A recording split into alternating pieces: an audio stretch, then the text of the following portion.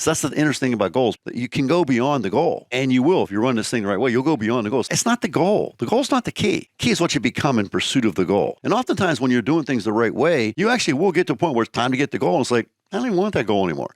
I want this, but you have the financial wherewithal to do it. Hey, you're gonna love this interview with Jim Shorkey, one of the all-time great car salesmen. He transformed his business from being on the precipice of bankruptcy to a successful, thriving, multi-dealership empire, bringing in millions per year. We get into all of it in this video. We also talk about the mindsets and the mentors that have transformed his life and he believes can transform yours.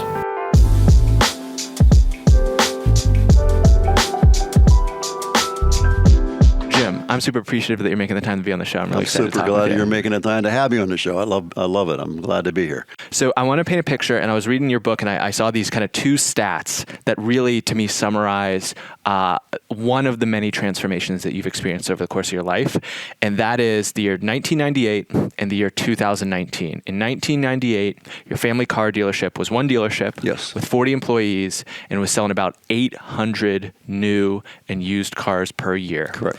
And by 2019, you had built that into 9 dealerships, over 800 employees, and more than 15,000 new and used cars sold per year. Correct. There's a lot of principles that made that possible. It's not, we can just, give them one prescription and let them run there.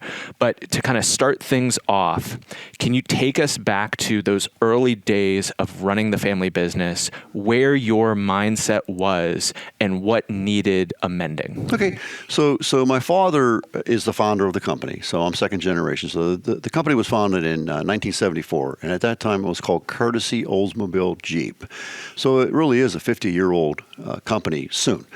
That said, I always worked in the car business. I worked part-time jobs in high school and college, and I always wanted to be in the car business. I always wanted to sell cars from the young age, and that was obviously a great deal because of my dad. Worship my dad, worship the ground he walked on. I wanted to be like Dad, that kind of thing. But I always wanted to be a car salesman. So, fast forward to 1979, I graduated from college.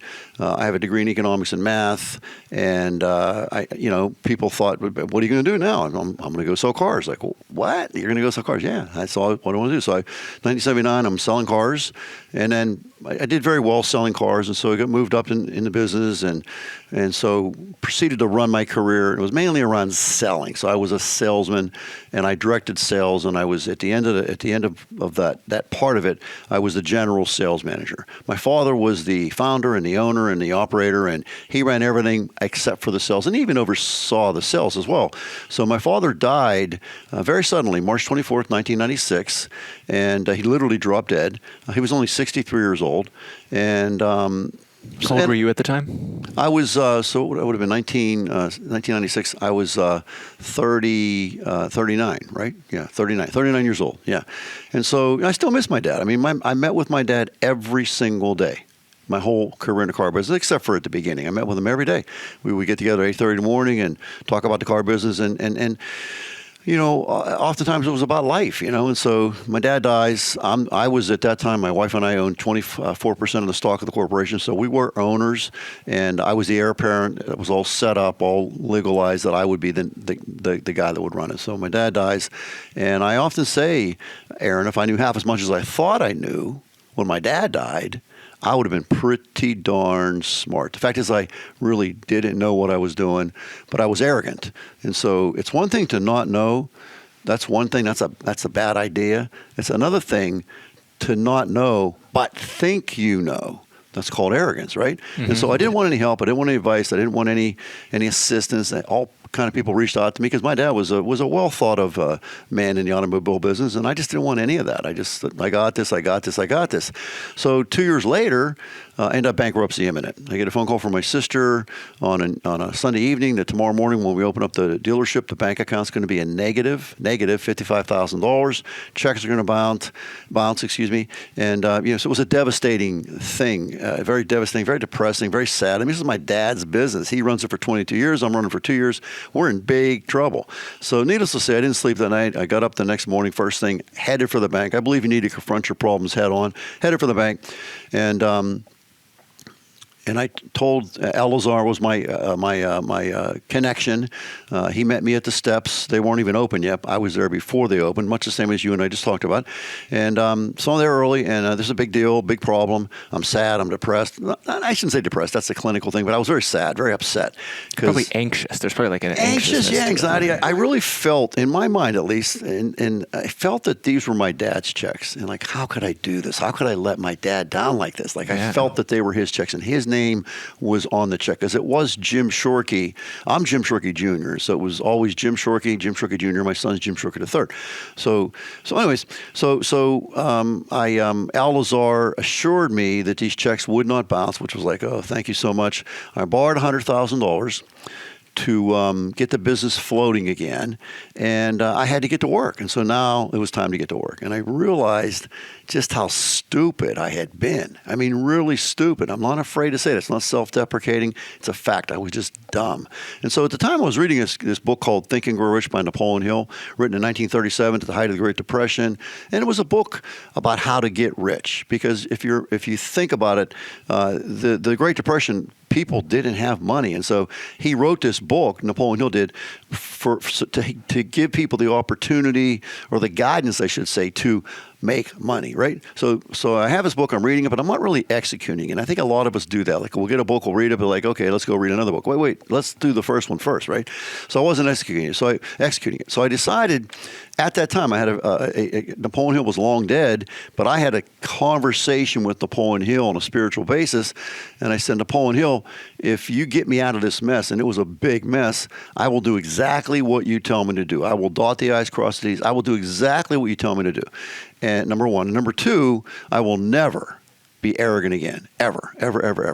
And so that became my credo. That became my call to arms, call to action. So I got the book. I got a pen. I got a highlighter. I started dotting the I's and crossing the T's. And one of the things that comes, if you've read the book, one of the things that comes out very, very paramount in the book is seek expert counsel. Find somebody who's smarter than you and have a conversation. Find somebody who's done what you want to do and have a conversation. They've done it successfully, I should say. Find somebody who has done it successfully and then have a conversation. And so, and along those lines, if you're the smartest guy in the room, you're in the wrong room. You need to get out of that room. You need to get the room. The best room for you to be in is the room where you're the dumbest guy in the room, the dumbest girl in the room, right? So that was the advice I took from that. Was the credo, right? And that's kind of a paradox where I think I don't know if it's Yogi Bear or someone has the lines like, I don't want to be a part of any club that would let me in, which is the subtext of that is, I'm trying to reach those most exclusive rooms, not because it's a prestige thing. That's the error, is like thinking it's an ego prestige. Look at how cool I am for being here. It's because the folks that really kind of cloister together, that have these secrets, it's not necessarily that they want the secrets, but they can be, completely torn apart if they were just to fillet themselves open to the public. Yeah. And if you can find your way into those spaces, you're going to get access to the wisdom that's hard earned. It's unbelievable, yeah. And so that's an interesting thought in and of itself, is that the people that are in those rooms, they're so gracious and they're so willing to help. They want to help. They want to pass this information on. They want this to be their legacy as well, just like I do. That's why I'm doing what I'm doing now. And so, but anyways, it was seek expert counsel, right? So that was the message. And so I went and did that. I went to Mr. Hamilton, who was my dad's former partner, and I went in. Now think about it. 2 years ago, I'm Mr. Arrogant. Now it's like, man, I'm embarrassed. I got my tail between my legs. I got my hat in my hand, right? And I went in to Mr. Hamilton. I said, hey, Mr. Hamilton, I don't know what I'm doing. I need help. I would like to get a list from you of the top 10 things I should be doing to be a successful automobile dealer. And he called me James. Everybody called me James. The seniors call me James. The younger people call me Jimmy. My friends, I should say, call me Jimmy, but I was James to him. He said, James, let me think about that. Come back tomorrow morning. I'll have a list for you. So I go back the next morning, and he has this really cool typed up list. I wish I had it. I'd like to show it to you. Yeah. I whatever I did with it, but usually I keep stuff like that. But anyways, I come back the next morning, he hands me the list, and I start to do this list, right? And he was also in the car dealership business? Oh, yeah. Mr. Hamilton was I assume people know that. Mr. Hamilton was a very successful automobile dealer, brought my dad into the car business, was my dad's partner at one time. And he had the boats, he had the cars, he had the houses, everything I wanted to be was him in terms of the financial aspect of things and the material aspect of things. He just did. And so I go to him, so next I get the list, he gives me the list, and I start to execute the list. It's all I did. I said, here's this list, these 10 things. And so if you can understand this analogy, or this figuratively speaking, so here, this is me. This is my needle, and it's flat, man. There's not a pulse, right? So I start doing a list, and I could see this thing start to bump, man. I could see it. Like I start doing the list, and I'm doing it, and the needle's moving. I'm starting to see some light at the end of the tunnel, and it's not a train coming the other way, and it's like, this is cool. So I go back for more ideas.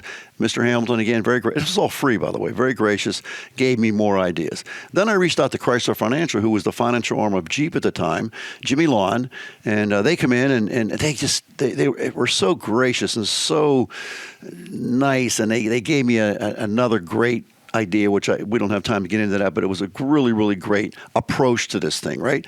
And then I reached out to GMAC, Jim Shorkey. Also, these, by the way, were very good friends of my father's, and I think that's part of it, right? And so I go to Jim Shorkey, and he sends me this, and you wouldn't even notice because you're too young, but they were VHS tapes, okay? These things were about this big, right? And you put them in, and it was a videotape, right? It was how to run a car dealership, and there were 4 modules and workbooks, and so I got those things, and I wore them out. I just kept watching them. And I joined think tanks, smartest guy in the room. Wrong room. So I went in these think tanks where these people were very successful, and I got involved. And I went to training programs. So I'm talking to a CPA and in this training program, and I joined different think tanks. And I reached out to Al Lazar, my banker. Hey, what should I be doing, Al? And just kept doing that, right? And so over time, I developed this list and this list and this list, and it got bigger and bigger and bigger. And I just kept executing lists. That's all I did was execute these lists. And so it went from bankruptcy imminent, like you said, 800 cars per year, and it might have been 1,000. It was in that range, right? 800, 1,000, and it was in fact 40 employees, and it was one dealership. It was Courtesy Oldsmobile Jeep. Well, from there, let's forget about 2019 because I left in 2016. But today, following these same principles, which my children do, so my wife and I turned the business over to the children back in 2016. It was a part of our estate plan, so we're out. We are not owners. We don't own nothing with respect to the car dealerships other than real estate. Okay, so we're out. My children, 4 children, Katie, Jim III, Russell James, and Daniel James, they own the dealership 100% free and clear of us. So we make no decisions. We're not involved. Every once in a while they ask our advice and very quickly ignore it. Like it's stupid. Anyways, so today, that dealership group is 17 dealerships. They have a group in Georgia. They have a group of 5 dealerships in Georgia. They have a dealership in a pretty sizable dealership in Boardman, Ohio. And then there's they just bought a Toyota dealership in the North Hills. So they have a Toyota North Hills, Mitsubishi, Kia, and Chrysler Dodge Jeep Ram Truck in the North Hills. 2 Chevrolet dealerships. So it's like 16, 17 dealerships depending on how they do the math. It has north of 1,100 employees, and it sells 25,000 cars per year north of that.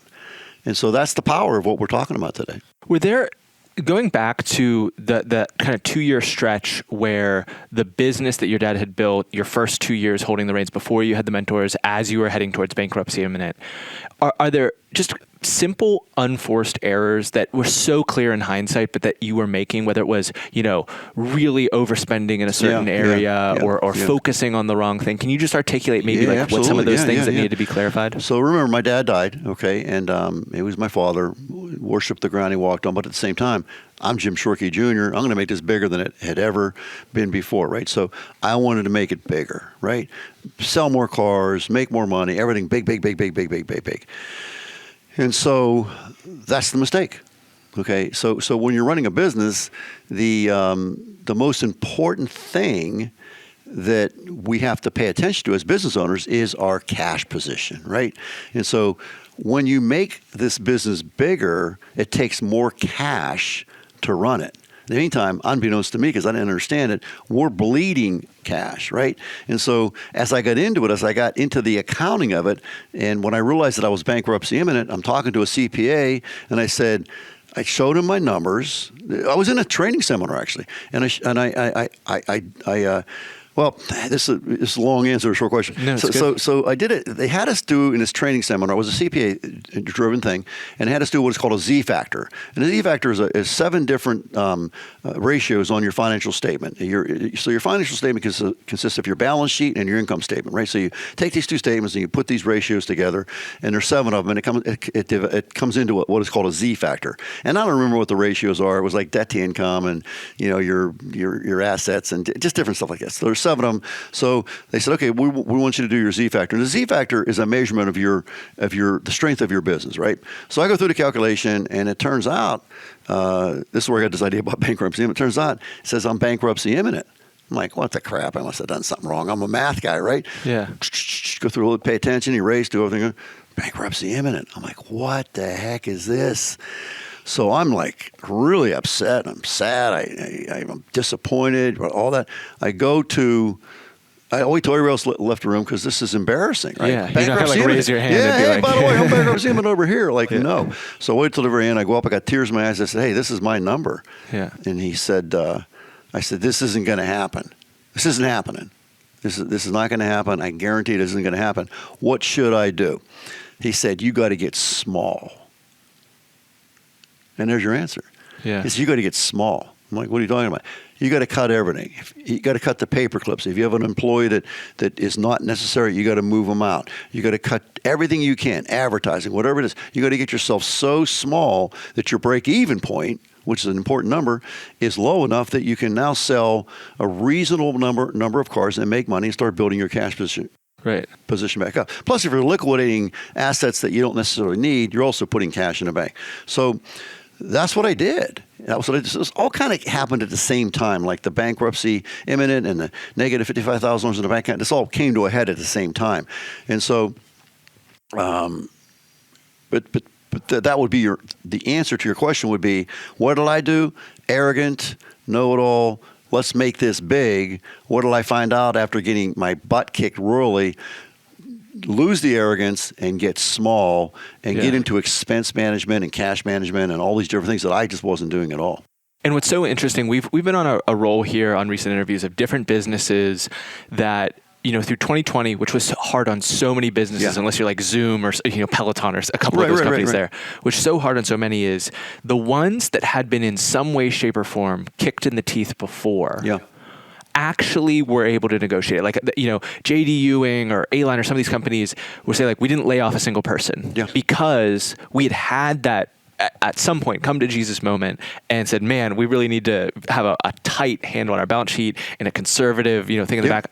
With our company, we talk about our first year, nowhere not quite the same, but we had $27,000 worth of invoices past due from our existing clients. Yeah, not good. And not enough money for payroll. Not good. I can remember a similar sentiment of staring at those numbers and being like, man, I don't really know what we're going to do here. And, then I was talking to people, it's like, here's how you actually write your sales agreement terms. Here's how you send your invoices. Here's how you get the capital in place. Yep. And once again, it's like, you cannot persist through an experience like that with the fully inflated ego in check, unless you're maybe a sociopath. I don't know. That would be really the only way to navigate it. My favorite word in that regard is pivot, P-I-V-O-T.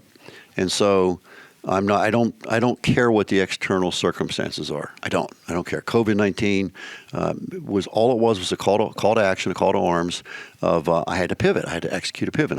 My pivot was a personal pivot in terms of, okay, I looked at it and I thought, okay, this is here, this is coming, this is getting worse, and started analyzing. I thought, okay, well, my pivot was, what can I do to improve my health, specifically concentrating on immunity. And I figured, okay, if I can get my immune system to be really, really strong, then I'm going to get COVID and it's going to be no big deal, right? Well, as it turns out, I was right? As it turns out, COVID-19 really is no big deal for the vast majority of the population. In other words, like well over 90% of the people got COVID, they were sick, they recovered, and they moved on. Me, personally, I did get COVID. And it was like no big deal. And I'm not speaking with medical advice here, okay? I'm speaking anecdotally, but for me it was no big deal. Now, what was I doing before that? I was doing the intermittent fasting. I was doing the oolong tea. I was doing the physical movement. I was working on my sleep very aggressively, and I was working on stress reduction and meditating and different things, infrared sauna and cold plunging and floating and all these different things that I just got these ideas and I kept working. Ideas, seek expert counsel, right? Ideas, list. And so I went to work on that. But in the meantime, with that pivot, I'm getting healthier regardless of COVID-19. So if I was in business with COVID-19, I would have executed a pivot. Okay, COVID-19 is here. It's reality. For us to say it's not, that's craziness. But at the same time, what can we do to take advantage of this situation in terms of running our business in a more efficient manner? So that's what my children did. And they actually developed a very, very serious, comprehensive online approach to selling cars. They weren't even able to open, and then they were, but they had this online. So they were working the deals online, everything online, pictures and discussions. People will come in, cars out front, cleaned up, ready to go. Basically, they have an agreement, and they just have to drive the car. So they come in, drive the car, and the paperwork's all done. And it actually ended up being a very efficient method for selling cars. So they're doing that, and they're selling cars like really, really well because they were prepared. In the meantime, the old method of kicking tires and driving cars and going in the showroom, that came back. Yeah. That came back. So now they have two approaches to the business. So because of COVID, and this, I don't make fun of COVID. I'm not here. I know people died and people got very sick and people are still very sick. So I'm not making fun of that and I'm not making light of it, but it was out of my control. Right. As a business owner, it's out of my control. And it serves no purpose for me to get all caught up in all the politics and the dogma and all that about how to deal with COVID. I can only deal with it on a personal and a corporate basis with our little company, which admittedly is a big company, but in the realm of the big world, it's a very small company. 1,100 employees is no big deal. It's probably at best a mid-sized company relative to the world. Anyways, so we get to control how we handle the situation, and that is our choice. And that's what they did, and that's what I did, and that's what we did during the Great Recession when President Obama was in office, and we executed a pivot, and it was like, holy cow, we did better during the Great. This is where we learned this, by the way. You're talking about adversity. Yeah. So the Great Recession, it was the worst depression, let's call it, since the Great Depression. So it was really bad. There were 16 million new cars sold before the Great Recession. The year 2008 was 10 million. So 6 million people went away. Wow. And I said to my people, I said, listen, guys and girls, I said, I'm not going to talk about the 6 million that went away. I'm going to talk about the 10 million out there that want to buy cars this year, and we're going to go get them. And we're going to get our fair share plus. So we're going to take some of yours, and we're going to take some of Hannah's, and we're going to take market. And so we came up with that idea, and while everybody else was cutting, we were spending. And I felt that if I could go through the Great Recession and lose money, as long as I had enough money that I could lose, I would be okay. Prefer not to. Prefer to break even. Prefer to make a few bucks. But I came up with this idea. The pivot was, listen to this, was called the prosperity plan. And it initially was the depression plan, the recession plan. And I changed it. The prosperity plan. Let's prosper during this time. So we upped our training. We upped our advertising. We upped our customer service. Everything we upped. And we ended up making more money in 2008 than ever in the history of the Jim Shorkey Family Auto Group. Wow. And we actually repeated that in 2009. It was unbelievable because what happens is if you understand the competitive field, so if you have 100 people that you're competing with, just to pick a number, and this obstacle, COVID-19, Great Recession, whatever it is that comes up, it's an external situation, comes up, 95% of the people just give up. And they go home. That's exactly what happened during COVID. Yep. Just a lot of giving up, right? Whereas we didn't give up. And so when you don't give up, if 95% give up, guess what? Your competitive field is now down to 5 people. Where it was 100, 5 people. And so you can make a very, very successful business during a very, very tumultuous external environment. And that's what happened to the people that really did the pivots, the restaurants and the different businesses. They kicked butt. And that's, throughout economic history, the Great Depression, there's other instances, it's common to refer to the downturns or the collapses or the financial crises as when fortunes are made. Yes. Because if you're prepared, like you couldn't have spent and been comfortable with loss if you hadn't been shoring up the balance sheet and running a tight financial ship in the years ahead. So you have a clear handle. It's like you're not just jumping into the void. You're going in with a specific plan and awareness of what is able to be deployed in a responsible way to this growth opportunity, and seizing that opportunity when everyone else has been been, kicked in the gut or knocked out or knocked out of the field is where, really special growth occurs. Yeah, the people that really the business people that suffered during the Great during the COVID, or the Great Recession, we can pick whichever one you want. Where they made a mistake. So a fundamental rule of accounting is that you should have a minimum of 6 months working capital supply, minimum, preferably a year. And so when I was bankruptcy imminent, guess what my day supply of working capital was? Zero. It was a negative, right? It was zero. And so what happened was, because I now understood that, I learned, what you don't know will hurt you, by the way, whoever gave that. What you don't know won't hurt you is bull crap advice. Don't pay attention to that. What you don't know will hurt you. And so what I learned from bankruptcy imminent and been moving forward with Mr. Hamilton, cash is king, cash is king, cash is king. And you have to have this supply of working capital. And so 6 months will be bare minimum. And what does that mean? So if you're spending, just to pick a number, $100,000 a month on your expenses, on your operating report, $100,000 a month means you need to have $500,000 of unencumbered cash in the bank, minimum. So that if your business goes south, you have the money to sustain. So you didn't have the money. That's it. Yeah. You have, and what you needed to do, the prudent financial advice, was go grab those people by the throat and get your darn money, right? Exactly. Because that's got to go to paying your people. Yep. So anyways, you didn't have the money to pay your people. Very, very, and I was I'm with you, same place. So, but the prudent would be 12 months, right? And so I don't want to sound braggadocious, and I don't want this to be taken the wrong way, but I was prepared at the onset of the Great Recession this is 2008, to lose $1 million. I was prepared for that. And I told my people that. And I said, I'd rather lose 500,000. And I told them that. I said, but preferably, and I actually have it written in the document, the recession, but I'd really like to lose $100,000. Like, that would be great, right? This is my thinking, right? It sounds kind of weird, right?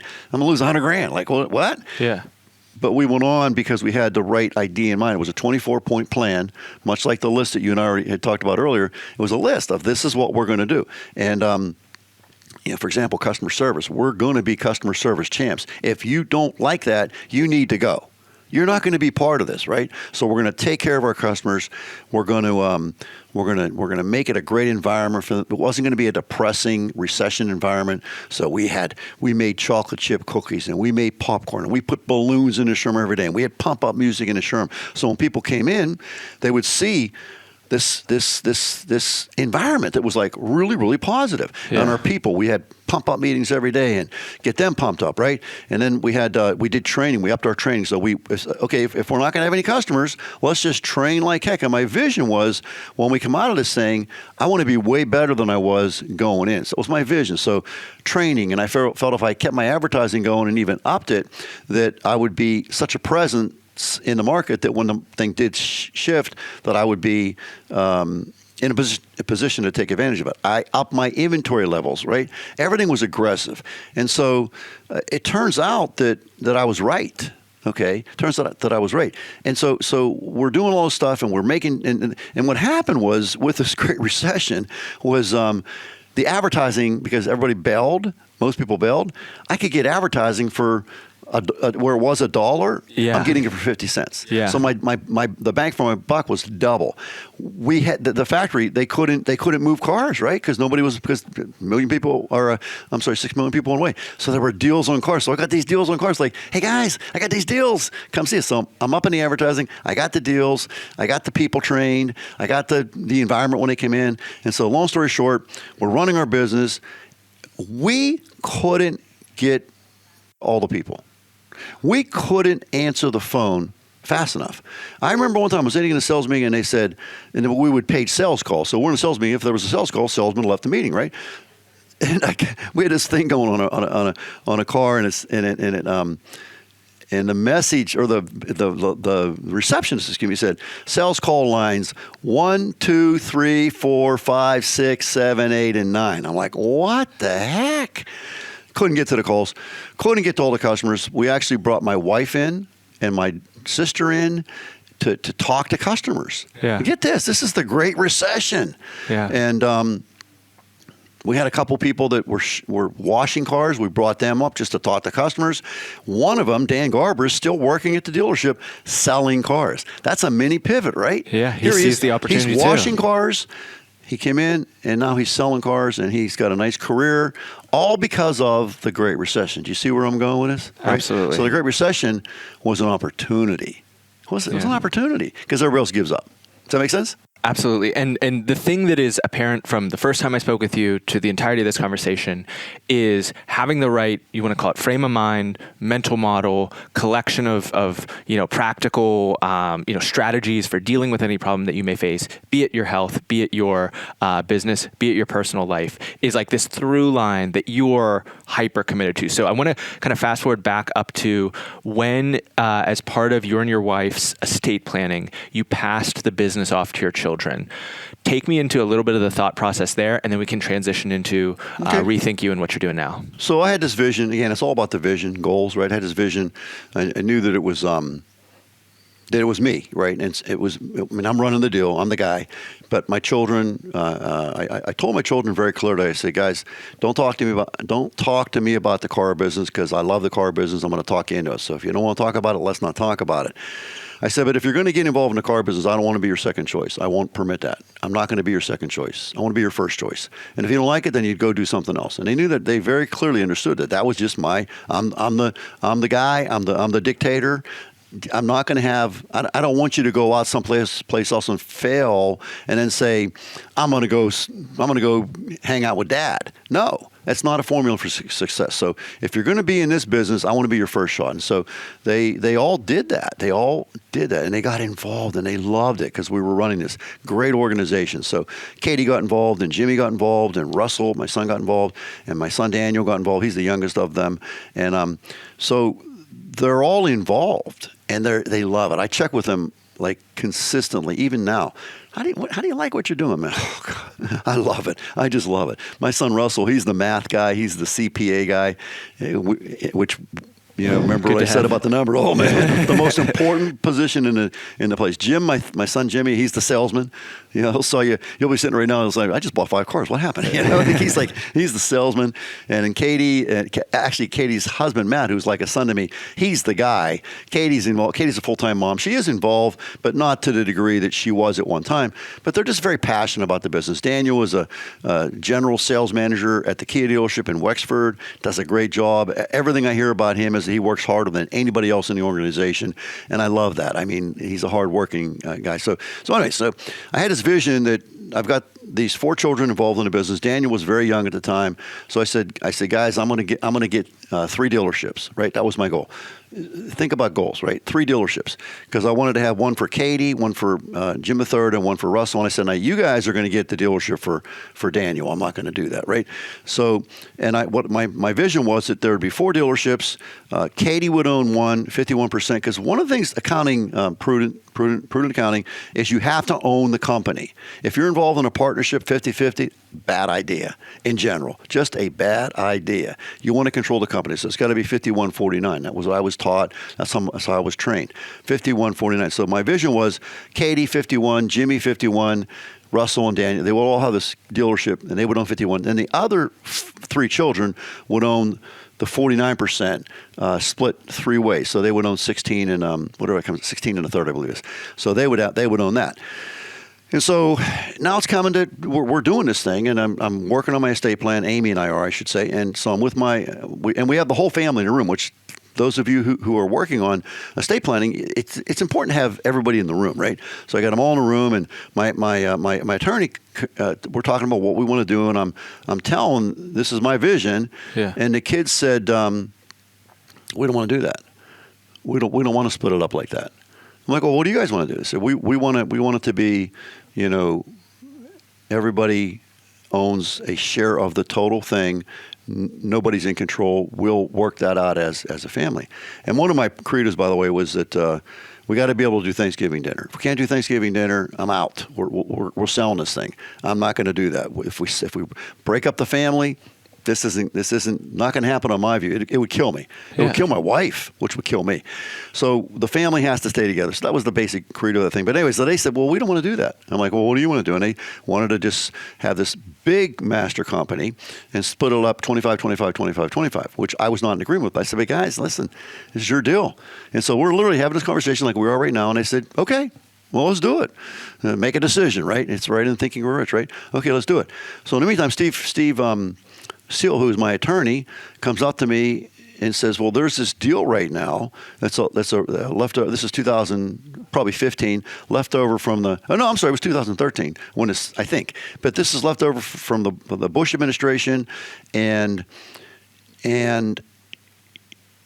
it expires at the end of this year. I think it was 13, but don't hold me to that. Yeah. It doesn't matter. So they said, well, he said, well, you can give your entire estate away up to this amount, which was a pretty big number, estate tax free. I'm like, tell me more. And it goes on into perpetuity. So what I gave to the children, what Amy and I gave the children, was there would be no estate tax. And the estate tax is brutal. It's basically once you get beyond a certain number, it's 50%. Like, holy cow, it's rough. Puts you out of business. But on to perpetuity means that they can also pass it on to the next generation, estate tax free. So I left this part out, so remember I said three dealerships, right? Well, at that time I had 6. So that's the interesting thing about goals. People think, well, the goal, that you can go beyond the goal. And you will if you run this thing the right way. You'll go beyond the goal. It's not like the goal. The goal was just like that board there, right? So that's the goal. And Jim Rohn said it's not the goal. The goal's not the key. Key is what you become in pursuit of the goal. And oftentimes when you're doing things the right way, like the Science of Getting Rich, you actually will get to a point where it's time to get the goal. And it's like, I don't even want that goal anymore. Yeah. I want this, but you have the financial wherewithal to do it. Does that make sense? Our mutual friend Sarah Macon talks about there is no limit. So you can set the goal, but you're almost like putting a limit if the goal is just here and there's extra space above that. Yeah, don't forget. And that's why I'm not a big believer in setting big goals. I'm not. And I know that's going to sound very foreign to a lot of people, but big goals are daunting. Like you want to be deflating if they seem unattainable. Yeah, you want to run a marathon, right? So, and you look like a runner. So let's say you want to run a marathon. I said, well, tell me more. You say, well, I've never run before. I said, well, don't forget about a marathon. So let's start running. How about a 5K? Let's run a 5K, and run the 5K, or walk the 5K. You've never run. Maybe you can't run. Maybe it's just like not going to work. But let's start with walking the 5K. And even at that, like, let's start with how far are you walking now? I don't walk at all. Well, let's start with walking a half a mile then. And let's do the 5K, and then we'll go to another goal. And then we'll go to another goal. And using the same formula, we'll get to the marathon if we want. But by the time we get to the half marathon, we may say, you know what, I'm good. I like my half marathon. But I can take this knowledge now that I learned about how to get to the 5K, the 10K, the half marathon, and I can apply it to my love. It's the same formula. The formula never changes. It's the same formula. Start with a reasonable goal, right? You have to have a reason why that makes you cry, okay? And then seek expert counsel to figure out what the steps are to get to the goal, and then start to execute those steps. And as Jim Rohn said, it's not the goal. It's what you become along the way. So because you achieved the goal of the 10K, right? You got that done. Well, now you're a goal-achieving pro. And so you can take that same knowledge and apply it to something else. And that's what I did. That's the essence of what I did. So back to the thing. So it was 6 dealerships at the time. We did it. We did the deal. It's done. We're out. And then the children, I mean, I'm out at 6, right? Yeah. And like I said, now you heard the number, 17. It's not just 17. They've expanded into other businesses. They've actually, since I left, because of those principles in that book right there, it's 10X what it was when I left. 10X. Wow. 10X. You got to be so proud. I am so proud. I'm telling you, I don't even have, like, people say to me, well, do you ever want to go back? No, I don't. I'm good. I'm 65. I worked my butt off. I'm good. I don't want to go back. Am I envious? Am I jealous? Not even a shred. It's 100%. Let's go get him, kids. I'm so proud. He makes me cry. Yeah. No, the biggest legacy I can leave is that this business, my vision is that the business is there for the great-grandchildren. Yeah. And I'm here as well. So love that. we'll talk about that. Well, now I have a bodacious goal with respect to aging, which you probably know because you've read my stuff. So let's double click though on the why that makes you cry, because you drop that in there, but that's a pretty powerful concept. Very powerful. That most people aren't necessarily tapping into. Well, there's two whys. There's the why and the why not, right? So I always want to analyze things from the perspective of what do I want, what do I not want. An example in business, like bankruptcy imminent, like I don't want that. So I don't run from that. I want to keep that right in front of me. Bankruptcy imminent, tears, sad. Like I don't want to ever forget that, because that is very motivational for me. I think that in my world, I think that what I don't want is more motivating than what I do want. But it doesn't really matter because it's all subjective. But the fact is, what I don't want, I'm going to run away from. And I have very strong things in my body called fight or flight, which I can engage and to get away from that, right? And what I do want is also very clear, and I'm going to run towards this. So I'm going to run away from what I don't want, run towards what I do want. And if I do both, I'm going to get there twice as fast, because I got this thing over here, which is a lion, and I got this thing over here, which is my wife, and I want to run towards her and get away from this lion, which is going to eat me. And then there's no more wife, right? And so I want to run from the lion, run towards my wife, or I want to run from the bankruptcy minute, run towards success. I want to run from illness. I have illness, right? Towards health, right? So run from the illness, run towards health. I do both. So what I do when I'm setting my goals up, my reason why has to make me cry. And I mean it sincerely. So I ask myself 7 times at least, why? Why does that matter? Why is that important? Why do I care about that? Why is that a big deal? But I also ask the why not. Like so my long-term goal, 122, healthy, happy, terrific, relaxing years. When I am 80 years old in the United States of America, do you realize that there's a 50% chance that Jim Shorkey will have Alzheimer's disease? It's not Jim Shorkey. It's not genetic. It's not the family. That's just the number. That's what it is. Okay, look it up. Wow. 50%. So I study Alzheimer's. What can I do to prevent, delay, mitigate it? So if I can prevent it, that means I don't get it at all. If I can delay it, rather get it at 90 than 80. And if I can mitigate it, that means I'm not going to have it as bad as maybe somebody else would have it. So yeah. Prevent, delay, mitigate. And so turns out there's certain things that I need to do to not get Alzheimer's. So just think about that. There's things I need to do to not get Alzheimer's, but there's also things I need to stop doing. Okay? And this is really essential. So what's on my stop list? What's on my go list? Same with the business. I needed to stop being arrogant. I needed to stop wasting money. I needed to stop a lot of stuff. And I needed to get that list from Mr. Hamilton, which was my go list, right? So I did both. So it's a stop list, it's a go list, right?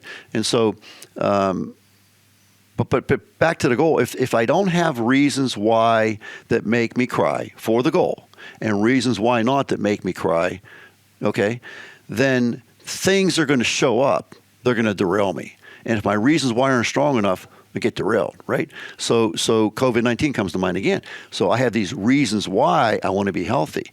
And so one of my visions is, at that time I was 64, and I thought about this. We call this at Rethink You 2.0, we call this thinking it through the whole way through. I'm a thinker. I'm a critical thinker, right? And so I have this vision of I'm 64, I'm 94 years old. A very clear crystal vision. And so that's 30 years from now, right? So you and I are going to be sitting on the front porch of my house, right? And it's a beautiful view. We're going to be sitting there. We're going to be talking about this stuff, right? 30 years from now, right? You got to be here about it. Well, you got to take care of your That's my game plan. oolong tea. You know what I mean? Yeah. And you got to think about this, right? I mean, are you going to be there when your great grandchild is married? You going to be here? Something to think about, right? Because you keep doing the stupid crap, you're not going to be here. Yeah. My dad's dead at 63. Didn't see one of his great grandchildren, not one, and missed several of the grandchildren. I mean, it's just he died at 63. So 94, front porch, you and I are talking. Katie, my daughter, who's now going to be 70, hard to believe, she'll be sitting there with us, along with my granddaughter, Lila. And this is just, not that Lila is, I have 9 grandchildren, but Lila's sitting there. And so Lila is going to be 41. And I think about probability. You a probability kind of guy? Yeah, right? base rates, all that stuff. I think about probability, mathematics, all that. I think, okay, probability states that most likely she will have a child. Most likely, right? Probability states that. And if not her, I've got 9 grandchildren. So I will probably have a great grandchild. Okay? Am I getting you to cry yet? I'm I'm Like feeling getting you to something. cry, yeah. I'm not a huge crier, but I'm feeling something. So now I'm 94. I'm on the front porch. You and I are sitting. We're good friends. We're sitting talking. Katie's there. She's joining the conversation. Lila's with us. She's 41, and there's this baby who's 3, 4, 5 years old, whatever, 6 months old. But I get to experience that. Why? Because I drank the oolong tea. Why? Because my reason why at 94 makes me freaking cry. Because I want to be here, and it's not probability states. No, probability, right? Probability states that at 94 I won't be here. That's what probability states. So you and I, we got to beat probability, right? How do we do that? The to-do list, the to-not-do list. And you got to do things that other people don't, right? So in every single case of the story so far, to live to 95, you are an outlier. To build a business of the scale that you've built, you are an outlier. Correct. And you attribute books like The Science of Getting Rich and Think and Grow Rich and some of these other books as being highly influential to being able to get those outlier type of results. I guess my question is, so I've always been someone who I think a weak part of my game was the vision. I could come up with like the vision for what our company Piper was going to be in its kind of most nascent stages, and it was somewhat opaque. It was certainly not the way that when Sarah says, you know, we are going to be a mental, we are going to transform millions of people's mental health, make their lives better, make them happier. It's so simple and clear what that's going to be. You're painting a picture. Maybe there was some complexity and texture to it, but you could actually really distill it down into this very simple idea. My gap has always been, I feel like I can usually get the actions day to day. I can get the tactical, like, here's how we tweak this little metric. This is how we, optimize a little bit here.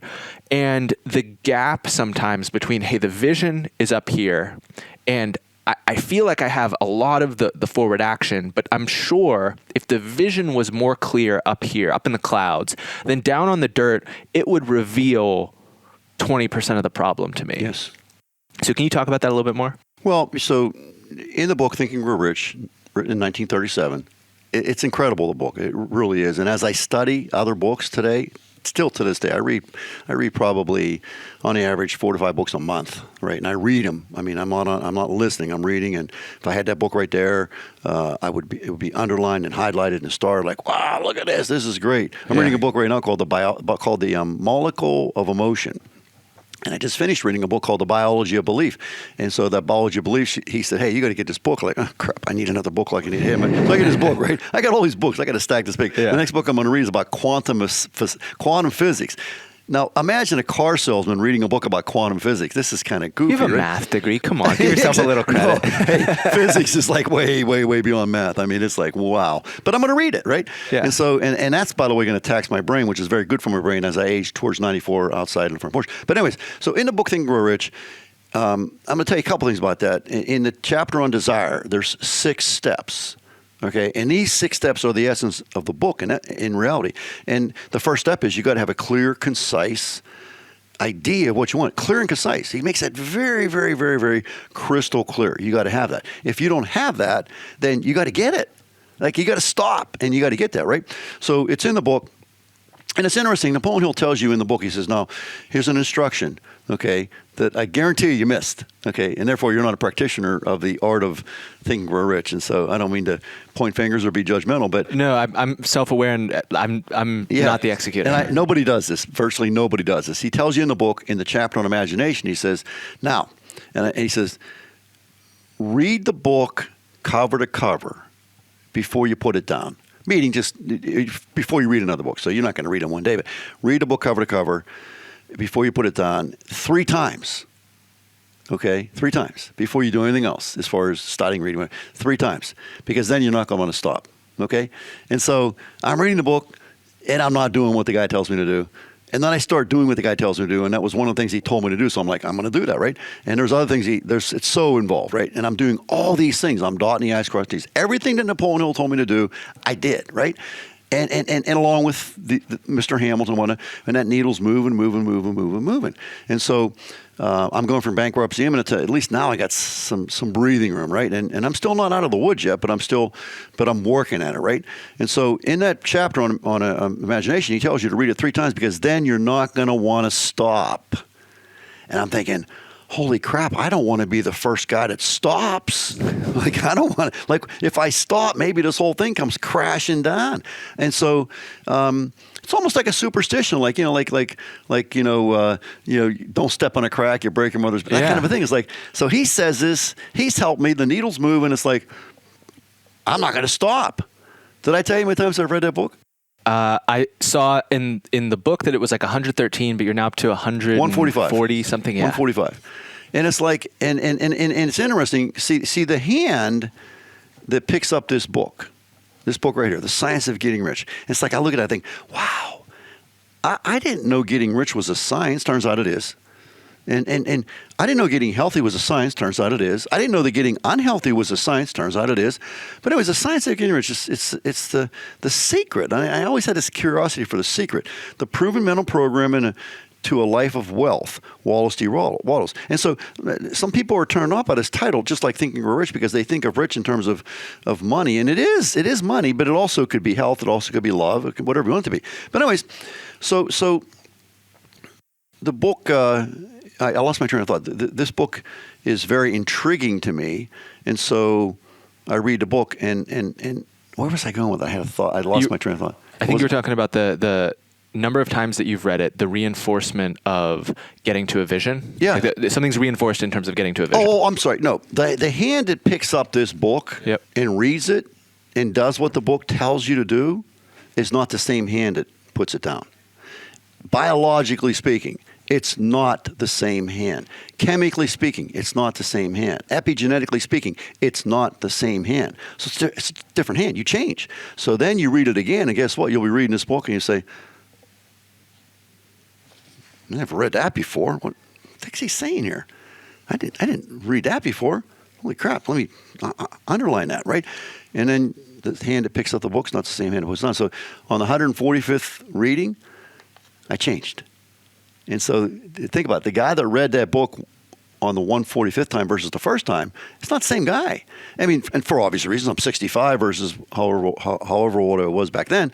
But nevertheless, even in a day, in a month, the hand changes. It actually changes. It's a fact. And so, but even beyond the science of it is the idea that even mentally you change. So your mental perspective is different, but it's turning out that it's much deeper than that.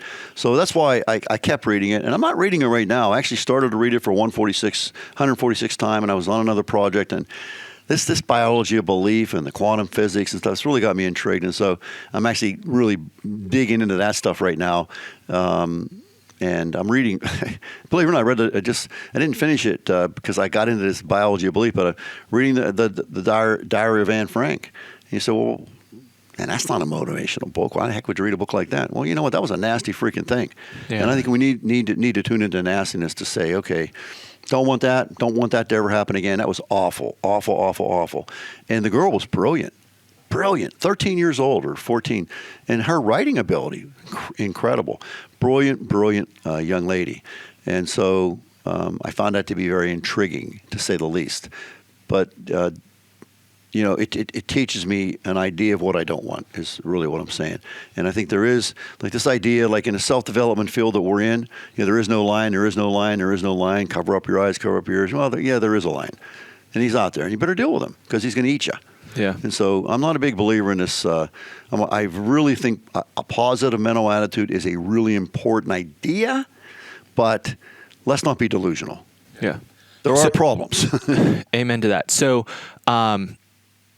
when I have at times reflected on some of my goals over a longer period of time, one of my goals is associated with being able to maintain a high degree of energy late into life. Because you see certain characters who, as they get into their later years, they slow down to a really significant degree. And I'm not one to just deny the realities of biology, deny the realities of the passage of time and how life is going to go. But for the time that I got, I want to maintain a very high degree of energy throughout what I do. And the two things that I've basically come to as being drivers of that are, number one, really trying to be cognizant of my health. I also intermittent fast and have some of the principles there. I'm sure you could teach me thousands of things in that realm. And then also trying to orient yourself around work that is meaningful. Because if you just say at 63, 64, 65, all right, fishing and drinking by the beach for me for the next couple decades. To me, that's deflating. For other people, that might get them jazzed up. But for me, that's not a particularly enticing kind of chapter or outcome to potentially start. And so what's interesting to me is you've talked a little bit about the health side, but it also is interesting to me that, and I use this term in our kind of pre-interview of someone who is post-economic. You no longer have this, kind of specific need for a financial outcome, the house, the boat, the whatever, those type of things are not the question anymore. No. The fact that you would start a new project, I read as partially being a means to give back, but also partially to kind of maintain your own creative energy and vigor. So can you talk a little bit about this chapter that you've started with Rethink and what the goal is and what you're aiming for? Well, let's be clear here. So, it's really, my vision is it's not about me. It can't be about me. It can't be about me. And I'll circle back on that, but it can't be about me. That can't be the vision. It can't be the mission.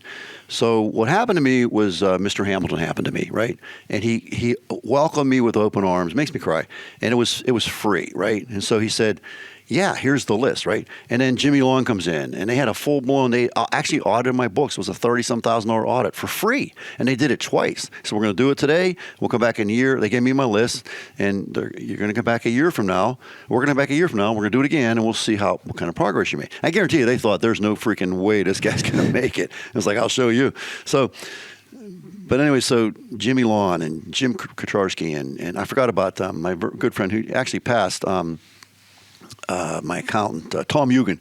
And an interesting story. I'll digress for a second. So I'm sitting in my house with Chuck Bellina, who is a big part of Rethink You. He died of colon cancer at 51 within the past couple years. Thanksgiving, the day after Thanksgiving in year 2000. And he was just a really, really inspirational guy to me and really helpful in developing the genesis of this whole idea. And I actually coached him, and that's how we ended up hooking up. Long story short, I'm sitting in my dining room, just like we are right now, and we're talking about bankruptcy imminent and everything like that. And I said, Chuck, you don't believe me, do you? Just like you probably don't believe me either. He said, Jim, it's kind of hard to believe, really. I mean, look at you right now. Look at the house. Okay. So I called Tom Eugen. And I said, and Tom was very irreverent. He'd drop F-bombs like nobody's tomorrow. Yeah. So I called Tom Eugen. I said, Tom, you're on speakerphone, so clean up the language. And I said, let me ask you a question, Tom. He joined me at that time. I had to actually dismiss my dad's accountant, my father's accountant, because he wasn't reporting properly to me about what was going on with the books, right? And so I had to make the decision. Brought in Tom Eugen on recommendation of a very good friend of my father's, and so he comes in, and so we're doing our thing. So here we are, Chuck. Chuck was still living at the time. So this is probably 3 years ago, let's say, and he's at the dining room table. And I said, Chuck, Tom, back when you came into the dealership, I said, was I bankruptcy imminent? And he started laughing. I'm like, what are you laughing for, man? He says, you were way beyond bankruptcy imminent. He says, you were ready to fall off a cliff. That's exact words he said. And I said, okay, Tom. I said, so let me ask you a question, Tom. Did you think I was going to make it?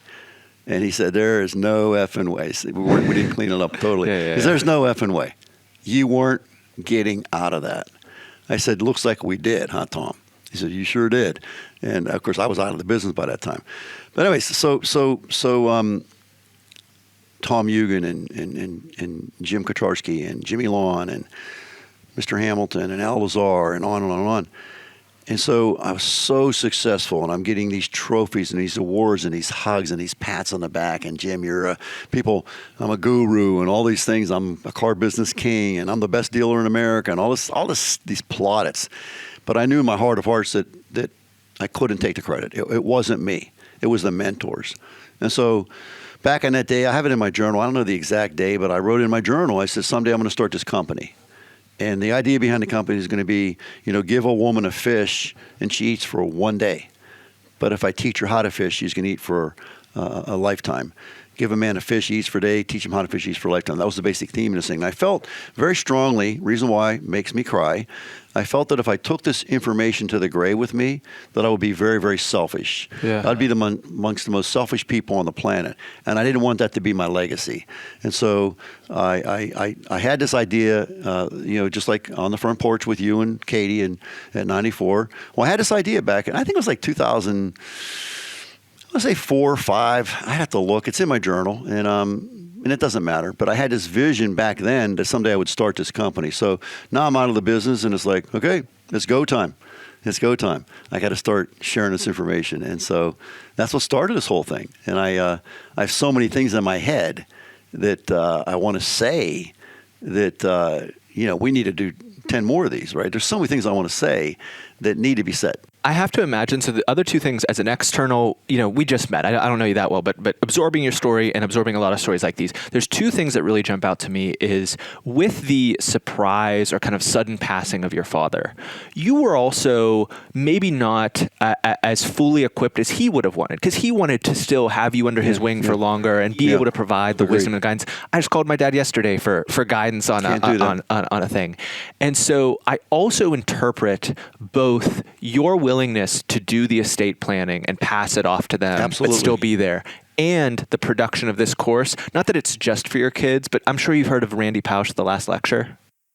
Oh my goodness, yeah. So in that same way, talk about making me cry. Yeah, read the book multiple times and watched the. You think the lecture's for you, and then at the end he's like, "Head fake, this is for my kids." Yeah. Because this is what I'm going to have to pass on to them. Yeah, lovely. And so in a similar sense, Carnegie Mellon.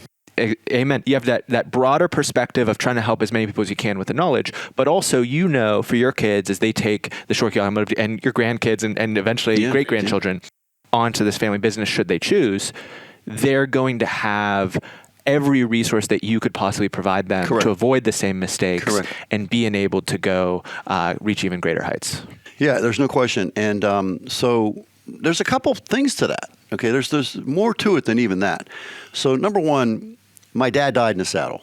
And by the way, so did Mr. Hamilton. He lived to be 89, but he's 89. I can remember going to visit him, and I visit him often. He's in his office signing checks, and I'm like, my thought was, you're 89 years old. He's on oxygen, and he's signing checks. And I'm like, why are you? And I didn't say this because he was my mentor. I'm not going to be disrespectful, but I thought, I don't want that. Yeah. I don't want that. And so my dad died in the saddle at 63. He literally dropped dead. He's the guy. He's gone. Mr. Hamilton died at 89, worked his butt off, very successful. Like, man, maybe you're right, we need to have a purpose, but maybe like at 82, it's like, okay, I'm going to go sit on the beach and drink, have a few drinks or whatever the case may be. It's like, I've earned that, right? Yeah. But he didn't do that. He's signing checks. And I thought, well, I'm not going to do that to my kids. And that was part of the impetus, was learning from the negativity of that dying in the saddle thing. That was one thing I very clearly didn't want to do. Yeah. Secondly was the lack of education. Spot on. I wanted to give them the platform that they could, number one, learn what to do, but also learn what not to do, and then that they could pass it on to their organization. So they've 10x the company with those principles. And then, of course, the grandchildren and the great-grandchildren. And now that's a legacy. Yeah. That's the legacy. But at the same time, I want to be very clear about this because, I'm a big thinker, and I think in terms of million, right? Million, 100,000, 50 million. And so with this thing that I'm doing called Results from Thinking 2.0 and Rethink You 2.0 and Results from Thinking, I know that it's going to be very big. I already know that because the message is so powerful that you're not going to be able to stop it, right? Yeah. I'm not going to be able to stop it. But I want to be clear here that that's not my vision. And I have to be very careful of that because I'm a big thinker, and 1 million and 10 million, 100 million, and stages, selling out stadiums, all that stuff. That's not what this is all about. This is all about one very important person that I can touch. And that's it. And so that one very important person, all I ask for is the stories. I just want your story, right? And so if that one becomes 10, well, it's 10x the joy. I get the joy from the stories, right? This is not a money-making scheme for me. It's the stories, right? So if that one becomes 10 or becomes 100 or becomes 1 million, okay, I really want to be very, very careful that I don't lose sight of the fact of this one very important person at a time, because this is a real live human being across the table for me. And boy, if I could somehow cause a life change, a change in direction for that person, that's the joy, right? To be, I call it my funeral test, right? So my funeral test is, I've hit my goal, 122, healthy, happy, terrific, relaxing years. I am 122.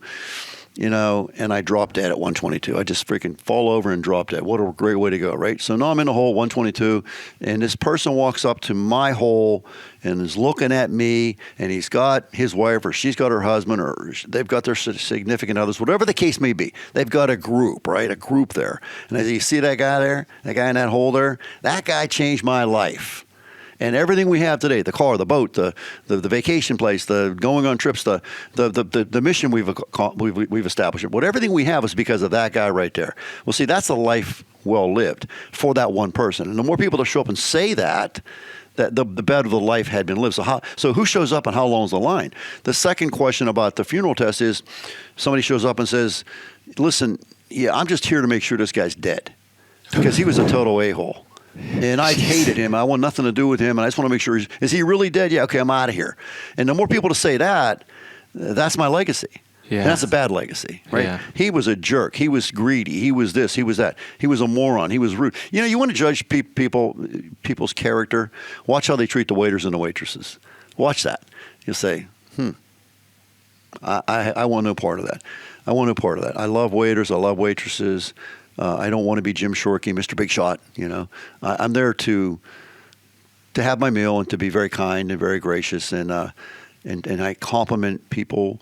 Man, you're doing a great job. Like I was at Giant Eagle yesterday. I got some kombucha, right? You remember the kombucha? Oh, yeah, I got some kombucha, and I'm checking out. And the young man, when I said, "Man, you did a great job. Good work, man."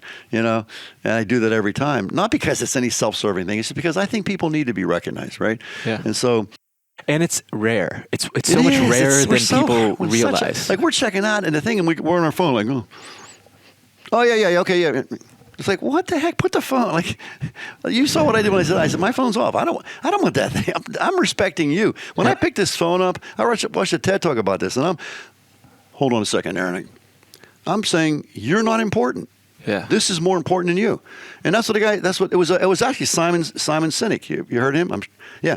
He says, when you walk in the room with this in your hand, you're saying nobody else in the world matters except for you. Yeah. And I thought about that, and I thought, okay, when I'm with my grandchildren, phone's in the car. I leave my phone at home now. It's like, okay, I missed your call, Aaron. Sorry, man. Yeah. You'll know sometimes I'm delayed getting back to you. Probably was playing Scrabble with Amy. It's important. And if I'm playing Scrabble and I'm on my phone, it's like, she's not important. Yeah. That's what I'm saying, unfortunately. And so I'm checking out, and I'm on my phone. It's like, oh, I'm so important. I got to, somebody liked me on Facebook. I got to get on that right away. Oh, boy, I'm a big shot. No, phone is not even on me. It's in my car. And this young man is very kind, very nice, does a great job. Hey, you did a great job, man. It's all it takes. Just, so I want that to be my legacy.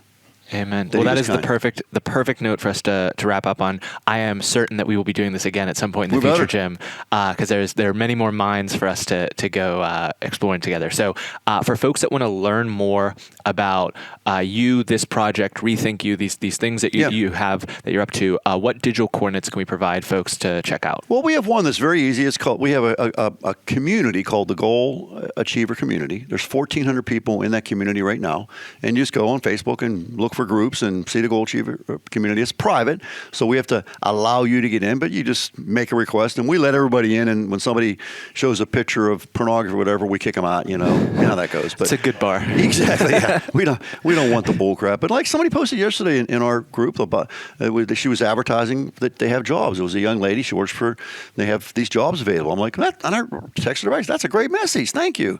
Because the people that are in our community, maybe somebody's looking for a job, right? It's that kind of stuff I like, or whatever. So we want people to come into the group, and if they post total bull crap, they're going to get kicked out. But if they're selling something that we kind of agree with and like, then yeah, we're going to let them do that, right? But anyway, so there's 1,400 people in our Goal Achiever community. Our site is Results from Thinking. Okay, and by the way, thanks for the glitch. Derek fixed it, I guess. Yep. So, but we don't know these things, right? Because I'm not downloading the book. I've read it. Right. Anyways, so but Results from Thinking, all one word, and then our self-development program is called Rethink You 2.0. and it's really wonderful. Actually, Sarah Macon is part of that, and because she's a lady that did what I told her to do and has had incredible success as a result of my advice, along with many other people's advice. So I'm not the only one, but she's in there, and she actually is speaking. So what it is, I'm sorry, it's a video course along with a workbook. And it's myself and Derek Kelly, and then a lot of our students, and I'm going to say probably 6 if I was guessing, students that some of them actually teach in the thing, and then just commenting on what happened, right? As a result of this stuff. So it's called Rethink You 2.0, and it's $397. And the question I would ask people is, because sometimes people really focus on the $397. I say, let's not focus on what it costs you to do it. Let's focus on what it costs you to not do it. And if I'm right, this thing might be worth $3.97 million, right? What if it was? Well, it cost you well over $3 million, or maybe it's worth it. How much did the first copy of Think and Grow Rich cost you? $15, if I was guessing. What was that worth? Yeah, what did this cost you? 12. I don't even know. Yeah. So it's not. It costs you 12, but if you don't read it, it costs you $1 million. Yep. And maybe it's not $1 million because we're talking big numbers here, but maybe it costs you $100, right? Yep. $12 investment, pretty good return. But that book's worth $1 million. It's worth $100,000 a year. It's worth whatever. Because if you do what the man tells you to do, you're gonna get rich in some way. And remember, you may not want to get rich with money. I did. I'll be frank with you. I did. I don't have any qualms about saying it. I think money is important. I wanted to have enough money to do the things that I wanted to do when I wanted to do them with no worries. And so that's it. And so I'm not afraid to say. And I actually had to change my thinking about that. So I have an affirmation, which you probably don't want me to share, but it was about... No, bring it. Okay. So the affirmation was, I grew up with the idea that money is the root of all evil, which is not even a true quote. That's been misinterpreted for centuries, but we'll leave that all at the table. Money is not the root of all evil. That's just not true. Or the love of money, excuse me. That's also not true. If you read it and really dissect it, you'll find it to be the case. So anyways, money is you don't love money. How are you going to get something if you don't love it, right? So I developed this affirmation on my own from these guys, and the affirmation is this, right? I love money. I love making money. I am a money-making machine. I am a money magnet. I am attracting money to me. Yes, I am. Thank you for all the money. And I said that 1,000,000 times. And I changed my thinking around money because money is important. And so if I'm going to have this cause here, this cause right now, I'm not making money on this. I'm spending money on this. I pay money every year, monthly, to get this Rethink You thing going. It costs me a lot of money, and I'm not going to get into those details. But so money is important, and for those of us in your audience that think it's not, you're making a categorical mistake because it is important. And just like I think if you said, if I said to you right now, how do you like your house? I love my house. Well, isn't that the same thing? How do you like your car? Oh, I love my car. Oh man, what kind of car do you have? I got a Honda CR-V. Yeah. I love my car, right? Do you like it? Does the job. Do you love it? I like it. What's the love? I see this. That's this okay. could be sacrilegious. I'm not a huge car guy. That's okay. What do you love? I love my family. I love I love my friend's lake house. I have a friend with just the perfect lake house. Illegal. You can't love that. You can't love material things. Against the rules. Why? Who made those rules? That's what I'm saying. Like, I love that. Yeah. Where's the lake house at? It's in Atlanta. Oh wow, where at? I'm gonna. We have blank dealerships in Gainesville. I'm gonna blank on the name. I'll look Is it up Lanier? after. It's the other one. There's Lanier's the big huge. one. Yeah. They're at like the second biggest They're in one. Gainesville, which is right. I guess that's where Lake Lanier is, basically. Right. Well, cool. Yeah. What's wrong with that? Nothing. Yeah. But the neat thing about it is it's free, right? It's free. Costs no money to get there. Costs no money to get home. And you don't have to eat while you're there. You don't go out to any restaurants. So it's free, right? No, it's not. Now, maybe the house is free. Yeah, it's your friend, whatever. But no, it's not free.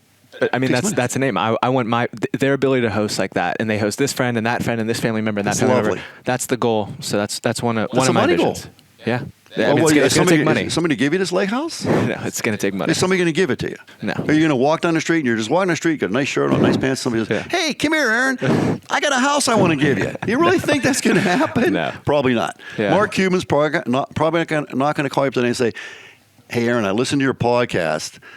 I got a lake house in Gainesville, Florida that I'm going to give you because I think you're doing great work. Probably not going to happen. If it does, that'd be great. Yeah. Probably not. But loving that, why is that such a bad thing? Who's selling us on these ideas? Like, I love money. I really do. I learned from Jim Rohn. I think it was Jim Rohn. I love Jim Rohn, by the way. And so and I can prove it to you. So when I take my wallet out, I have money in my wallet. And I think it was Jim Rohn taught me this. It might have been Zig Ziglar. Somebody did. But that when you arrange your money, you arrange it, I can't make this stuff up, respectfully. So we respect money, right? Look what I do. 1, 10, 20, 20, 20. Look how they're all in order, right? Yeah. And so rather than be crumpled up and like, look, and that was a little thing that I learned. It's like, and I started doing it. It wasn't that this is like, oh, you did that, therefore you're going to be rich. But it was like, it made me think about respecting money, about respecting the cash flow, about respecting the accounting. So this is a little mini thing that every day, because you get in your wallet every day. Like if you go to the gas station, you take your money out, you pay for a thing, and then you got to rearrange it again respectfully.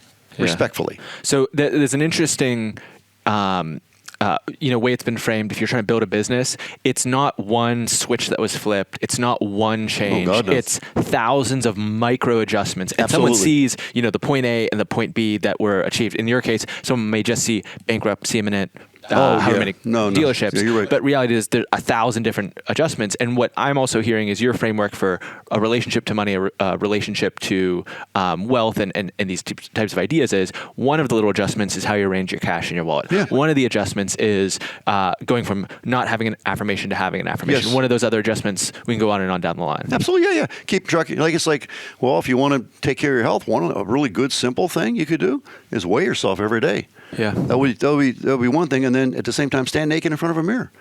So have a look. Like, how do I look? It looks so good. Well, what are you going to do about it? Yeah. At home, not at the mall. Oh, you can do it at the mall. There's any law against that. Probably get in trouble. Maybe probably. I joke, but no, at home, yeah. But stand naked in front of the mirror. Should we do that? I think so. I think if the broad population of America stood naked in front of the mirror, I mean, not everybody's going to. Some people are delusional, but some people are going to say, "Wow, what in the heck happened to me?" You know what? I told you this, right? Donuts aren't a health food. Pizza, not a health food. Fritos, not a health food. So I got to stop doing that. I got to start doing the broccoli. I went to the store yesterday and bought some kombucha. I didn't buy Coca-Cola. Yep. Kombucha is a probiotic drink. It's very good for Jim Shorkey. 122, healthy, happy, terrific, relaxing years. On the front porch with you at 94, talking to you and my daughter Katie and Lila and my great grandchild. I don't want to miss that, right? And so, do you think I've thought it through the whole way through?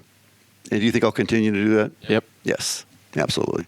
So we end every single one of these interviews, Jim, with a challenge for the audience. It's something they can go implement the next day, week, month. You've given us a bunch already over the course of the interview, but knowing that this is the last chance on the mic to speak to them, what would you want to, what is the actionable personal challenge that you'd like to issue to the audience? Tell me what you pay for this book again.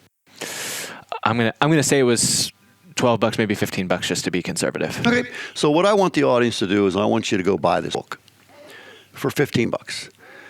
And it's actually 2 books. So there's a book in the back here, which is really actually even better. It's How to Get What You Want. Well, how intriguing is that? How to get what you want. Well, I want to know that. How do I get what I want? 122, healthy, happy, terrific years. How do I do that, right? So my challenge is to get this book, number 1. Actually, I have 3 challenges. Okay. Bring it. So And it's $10 actually. $10. Well, I'll take 2. So, number 1, I want you to buy the book for $10. Number 2, I want you to read it 3 times. 3 times. I want you to get a pen, a pencil, highlighter. I want you to really, really dissect this book.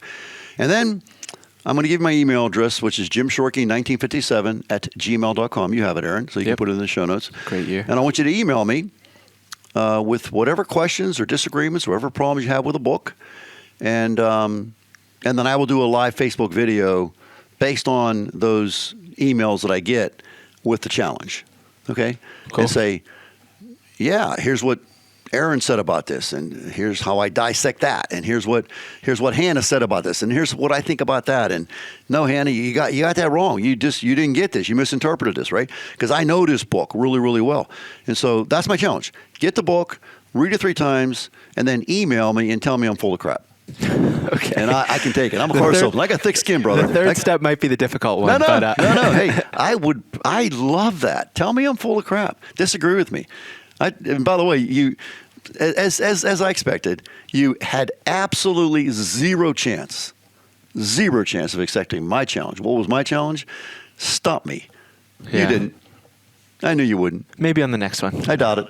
I'm a car salesman. I move fast, man. Ooh, I'm in and out, man. No, you won't get me. Well, I'm going to take that challenge at some point down the line, and we'll do this again. But I appreciate you taking the time I love much. it, man. I love you guys. This is great. fantastic. Great to be here. We just went deep with Jim Shorkey. Hope everyone out there has a fantastic day. Hey, thanks for watching to the end of my interview with Jim. If you enjoyed it, you'd also enjoy our interview with Jason Wolf, who went from living in his car to selling one of his companies for $120 million. Go check it out.